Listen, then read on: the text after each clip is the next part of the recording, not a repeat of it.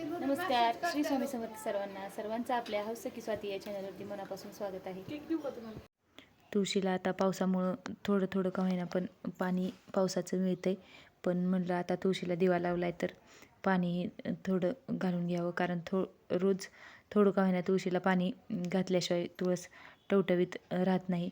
पाऊस यायला लागलाय तर थोडंफार पावसाचं पाणी मिळतंय आणि बाहेरची झाडंही खूप छान झालेली आहेत. आता पावसाचं पाणी त्यांना मिळायला लागलेलं आहे, त्यामुळं पावसाचं पाणी त्यांच्यासाठी अमृतच.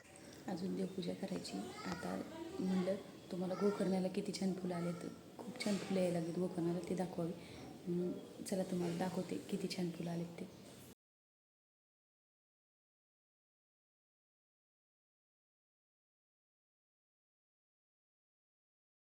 गोकर्णालाही चांगली फुलं आलीत आणि मला जेवढी लागतात तेवढीच मी तोडून घेते, कारण झाडालाही ती खूप छान दिसतात. म्हणून मग जेवढी लागतात तेवढीच देवासाठी घेतली आणि नंतर देवपूजा करून घेऊन नंतर आज उपवासही एकादशीचा सोडायचा होता, त्यामुळं बाकीचा स्वयंपाकही करून घ्यायचा होता. ही सर्व कामं केल्यानंतर उत्साह तर येतोच, पण एनर्जीसाठी चहा तर घेतलाच पाहिजे. चहाही घेतला आणि नंतर स्वयंपाकाची तयारी केली. स्वयंपाकाची थोडीफार तयारी केलेली आहे आणि आता बाकीचा राहिलेला स्वयंपाक करायचा आहे. आधी थोडीफार तयारी करून ठेवली की सगळे उठले की पटापट स्वयंपाक करायला बरं पडतं.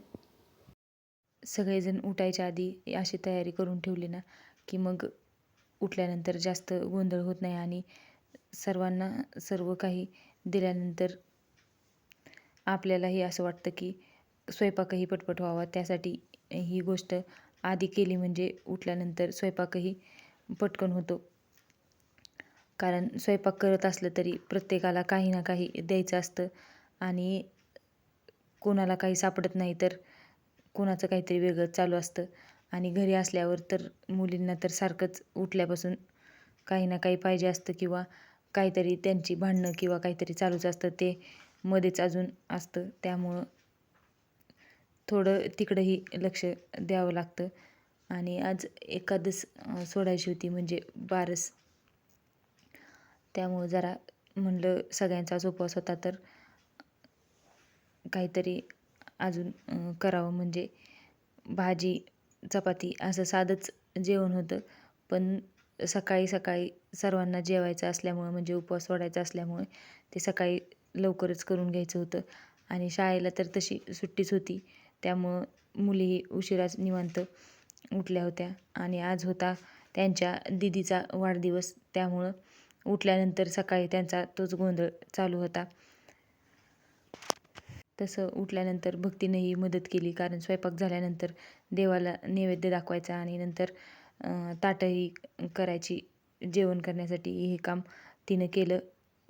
तसं कामही करू लागतात, पण तेवढं लहान आहेत म्हणल्यावर त्यांचं थोडंफार गोंधळही चालूच राहणार, चालायचंच. तेही लहान आहेत तोपर्यंतच करतील, नंतर मोठं झाल्यावर तर सगळं समजून घ्यावंच लागतं.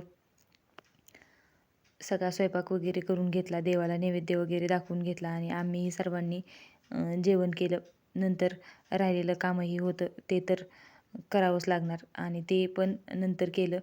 थोडंफार दिवसभर काहीतरी काही ना काही करायचं ते तर चालूच असतं, पण मुली घरी असल्यानंतर जास्त त्याकडे लक्ष देणं होत नाही, पण त्यातूनही थोडंफार आपल्यासाठी वेळ काढावाच लागतो. ते काम केलं तर असं वाटतं की आपण काहीतरी आज दिवसभर केलं आहे, त्यामुळं आपल्यासाठी वेळ काढणं बी गरजेचं आहे. प्रत्येकाची आवड जोपासणं हेही तितकंच महत्त्वाचं आहे. आणि कुणीतरी आपल्याला थोडी का होईना मदत केली तरी खरंच खूप कौतुक वाटतं. घरचीच कामं पण वेळेत आणि छान झाली की मला तर खरंच खूप छान वाटतं. आज होता पुतणीचा बड्डे, तर केक तर कापलेला आहे आणि हो का मला खायचं नाही केक, पण नुसते सगळेजण उगं माझ्या पुढं पुढं आणून बेजार करायला लागले. तर केक वाढदिवस तर छान साजरा झाला. आवडला तर चॅनेलला लाईक शेअर सबस्क्राईब करा. पुन्हा भेटू अशाच एका नवीन व्हिडिओमध्ये. तोपर्यंत काळजी घ्या.